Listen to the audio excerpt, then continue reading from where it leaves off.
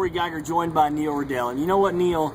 In sports, the only thing that matters is the outcome. Now, if you're playing to compete for the national championship and you got to blow people out for style points, that's one thing. Style points don't matter on a day like this, and Penn State should be happy. This was an ugly win, but hey, the scoreboard said 24-17, and that to Bill O'Brien is really all that matters. Yeah, I think that, it was really one of the worst games that you can watch. I mean, there were 20 penalties in the game, all kinds of questionable decisions, and just really bad play at key moments.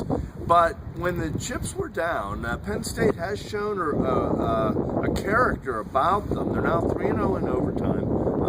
It's kind of interesting. There's been 3 overtime games in the last 6 home games. So the people that have hung around here at the end have definitely been entertained. And, to me, you've got Allen Robinson that catches 11 for 165, Belton for 200 yards. You've got a very good young freshman quarterback who makes a terrific throw. Penn State has talent issues, but their top-level talent is still good enough to win games in this league as long as you're not necessarily playing Ohio State. Yeah, but the margin of victory and the margin of error is slimmer and slimmer. Right. We've seen it now. You've seen a loss to South Florida, a blowout where they really weren't ready to play at Indiana. And all they could do to beat an Illinois team that O'Brien called improved, and they were improved today, but they shot themselves in the foot a lot as well. Sure. Illinois is not a good football team. This is their 18th consecutive conference loss.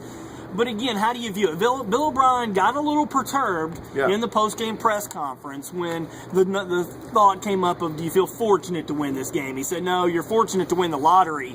There are no ugly wins at Penn State. He cherishes every win. How much of that is just football coach speak versus how much of it is, hey, they've still got a lot of obstacles just to win games. Right, and he admitted that they, having said that, he congratulated the team and said they got to play a lot better. They made a lot of mistakes. But I think he's trying, and he's the principal spokesman, he's trying to convert the mindset, and it's difficult because we're all used to 110,000 people here, top-level program, top-level talent, national championship consideration, or Big Ten, at least aspirations. Whether it was realistic or not the last 10 years is another matter. But I think he feels that everything should be credited to the resiliency of these kids that stayed with the program, and nothing is going to be easy, and yet they've been able to overcome some of this. But no doubt he was getting a little annoyed because he feels that you create your own breaks, and I think to a certain extent that's true, that good fortune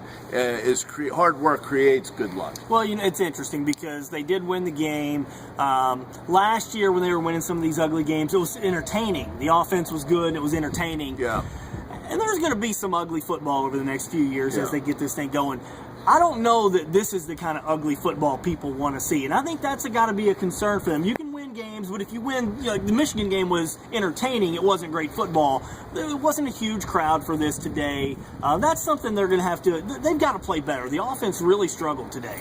And I think they can play better, but I think that, every time you take a layer, look at the layer of leadership that they took out of last year.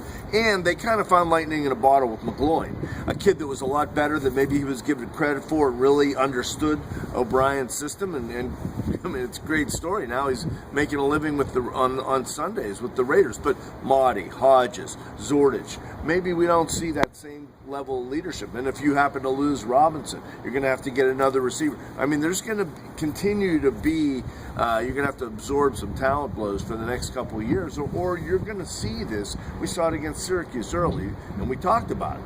The fact that this is kind of the new normal. Well, it is to a degree. I'm going to write about this in the Mirror on Monday.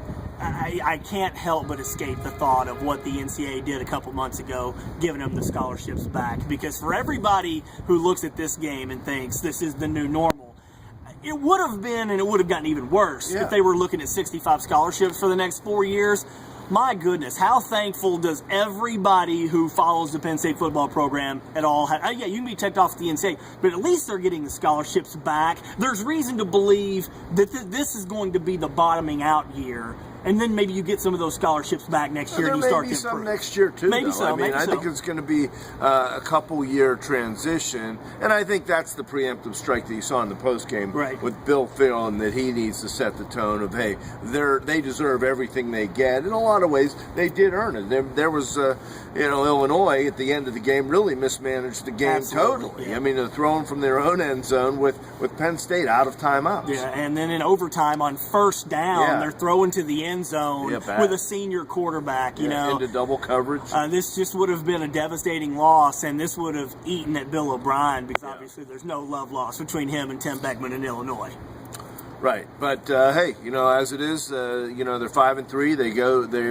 They have pretty winnable games left. They can also lose them. They can lose them. They're going to be coin flips at Minnesota. I think they'll beat Purdue. And today was a big win in that regard. Yeah, a win. Again, it's a win. You're not looking for style points at this point. You're looking for wins. I really think their offense has to improve. That to me is a disappointment. Yeah, you can look at the defense all you want, but this is supposed to be what we thought would be a really good offense. But especially in the red zone. I mean, they moved up and down the field. They ran the ball down Illinois' throat. Maybe at times got away from the run. That's why I thought the touchdown that Hackenberg threw in the red zone was good because he struggled down there. Yeah, but I mean, they're in the shotgun at 2nd and 2 from the 2. Yeah, right. All right. For Neil Rudel, I'm Corey Geiger. Thanks for tuning in.